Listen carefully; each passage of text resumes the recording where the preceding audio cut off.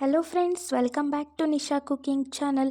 ಇವತ್ತಿನ ವಿಡಿಯೋದಲ್ಲಿ ಎಲ್ಲರಿಗೂ ಅದರಲ್ಲೂ ಮಕ್ಕಳಿಗೆ ತುಂಬ ಇಷ್ಟವಾಗಿರೋಂತಹ ಪಾಸ್ತಾ ರೆಸಿಪಿನ ತೋರಿಸ್ತಾ ಇದ್ದೀನಿ. ಮನೆಯಲ್ಲಿರುವಂತಹ ಇಂಗ್ರೀಡಿಯೆಂಟ್ಸ್ನೇ ಬಳಸ್ಕೊಂಡು ಯಾವ ರೀತಿಯಾಗಿ ಸಿಂಪಲ್ಲಾಗಿ ಟೇಸ್ಟಿಯಾಗಿ ಪಾಸ್ತಾ ಮಾಡ್ಕೊಡೋದು ಅಂತ ಹೇಳ್ಕೊಡ್ತಾ ಇದ್ದೀನಿ. ಹಾಗೆ ನನ್ನ ಚಾನಲ್ನ ಫಸ್ಟ್ ಟೈಮ್ ನೋಡ್ತಿರೋರು ನನ್ನ ಚಾನಲ್ನ ಸಬ್ಸ್ಕ್ರೈಬ್ ಮಾಡ್ಕೊಳ್ಳಿ.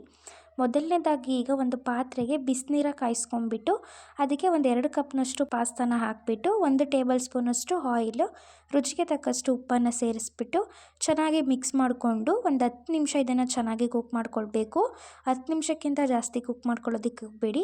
ನೀರನ್ನು ಸ್ವಲ್ಪ ಜಾಸ್ತಿನೇ ಹಾಕಿ ಅದು ಫ್ರೀಯಾಗಿ ಬೇಯಬೇಕು, ಇಲ್ಲಾಂದರೆ ಒಂದಕ್ಕೊಂದು ಅಂಟ್ಕೊಳ್ಳುತ್ತೆ. ನೋಡಿ, ಇವಾಗ ಒಂದು 10 ನಿಮಿಷ ನಾನು ಕುಕ್ ಮಾಡ್ಕೊಂಡಿದ್ದೀನಿ. ನೋಡಿ ಎಷ್ಟು ಫ್ರೀಯಾಗಿ ಕುಕ್ ಆಗಿದೆ ಅಲ್ವಾ. ನೋಡಿ, ನೀರನ್ನು ನೀವು ಜಾಸ್ತಿ ಹಾಕಿದ್ರೆ ಈ ರೀತಿಯಾಗಿ ಫ್ರೀಯಾಗಿ ಕುಕ್ ಆಗುತ್ತೆ. ಇವಾಗ ಇದನ್ನು ನೋಡಿ, ಈ ರೀತಿ ಕಟ್ ಮಾಡಿದ್ರೆ ಇಷ್ಟು ಸಾಫ್ಟಾಗಿ ಕಟ್ ಆಗಬೇಕು.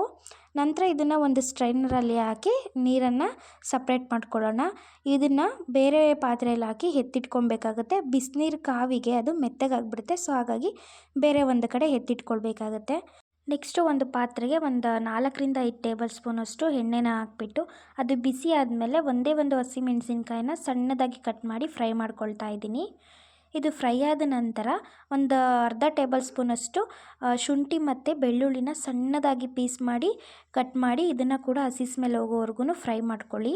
ಇದು ಫ್ರೈ ಆದಮೇಲೆ ಒಂದು ಚಿಕ್ಕ ಈರುಳ್ಳಿನ ಸಣ್ಣದಾಗಿ ಕಟ್ ಮಾಡ್ಕೊಂಡಿದ್ದೀನಿ ಮತ್ತು 2 ಟೇಬಲ್ ಸ್ಪೂನಷ್ಟು ಈರುಳ್ಳಿ ಹೂವನ್ನು ಸೇರಿಸ್ಕೊಂಡಿದ್ದೀನಿ. ಈರುಳ್ಳಿ ಲೈಟ್ ಟ್ರಾನ್ಸ್ಪರೆಂಟ್ ಬರೋವರೆಗೂ ಕೂಡ ಫ್ರೈ ಮಾಡ್ಕೊಳ್ಬೇಕಾಗತ್ತೆ. ಇವಾಗ ಈರುಳ್ಳಿ ಫ್ರೈ ಆದಮೇಲೆ ಒಂದು ಸ್ವಲ್ಪ ಕ್ಯಾಪ್ಸಿಕಮ್ಮು ಮತ್ತು ಒಂದು ಸ್ವಲ್ಪ ಕ್ಯಾರೆಟ್ನ ಸೇರಿಸ್ಕೊತಾ ಇದ್ದೀನಿ. ಹಾಗೆ ಒಂದು ಚಿಕ್ಕ ಟೊಮೊಟೊನ ಕೂಡ ಸಣ್ಣದಾಗಿ ಕಟ್ ಮಾಡಿ ಹಾಕ್ಕೊಂಡು ಈ ರೀತಿ ಒಂದು ಸರ್ತಿ ಮಿಕ್ಸ್ ಮಾಡಿಕೊಂಡು ಮಸಾಲೆಗೆ ತಕ್ಕಷ್ಟು ಉಪ್ಪನ್ನು ಸೇರಿಸ್ಬಿಟ್ಟು ಇದನ್ನು ಒಂದು 3ರಿಂದ 4 ನಿಮಿಷ ಚೆನ್ನಾಗಿ ಫ್ರೈ ಮಾಡ್ಕೊಳ್ಳಿ. ನೆಕ್ಸ್ಟ್ ಇದು ಮಸಾಲೆ ಕೂಡ ಫ್ರೈ ಆಗಿದೆ. ನಂತರ ಇದಕ್ಕೆ 1 ಟೇಬಲ್ ಸ್ಪೂನಷ್ಟು ಚಿಲ್ಲಿ ಸಾಸು, 2 ಟೇಬಲ್ ಸ್ಪೂನಷ್ಟು ಟೊಮೊಟೊ ಸಾಸನ್ನ ಹಾಕಿಬಿಟ್ಟು ಇದನ್ನು ಸ್ವಲ್ಪ ಗಟ್ಟಿ ಆಗೋವರೆಗೂ ಫ್ರೈ ಮಾಡ್ಕೊಳ್ಳೋಣ. ಇದು ಗಟ್ಟಿ ಆಗ್ತಾ ಬರುತ್ತೆ ಅಲ್ವಾ, ಆವಾಗ ಇದಕ್ಕೆ ಲಾಸ್ಟ್ನಲ್ಲಿ ಪಾಸ್ತಾನ ಹಾಕ್ಕೊಳ್ಬೇಕಾಗತ್ತೆ. ನೋಡಿ, ಇವಾಗ ಮಸಾಲೆ ಕೂಡ ಚೆನ್ನಾಗಿ ಗಟ್ಟಿ ಆಗ್ತಾ ಬಂದಿದೆ. ಇವಾಗ ಇದಕ್ಕೆ ಸ್ವಲ್ಪ ಕೊತ್ತಂಬರಿ ಸೊಪ್ಪನ್ನು ಸೇರಿಸ್ಬಿಟ್ಟು ಚೆನ್ನಾಗಿ ಮಿಕ್ಸ್ ಮಾಡ್ಕೊಳ್ಳಿ.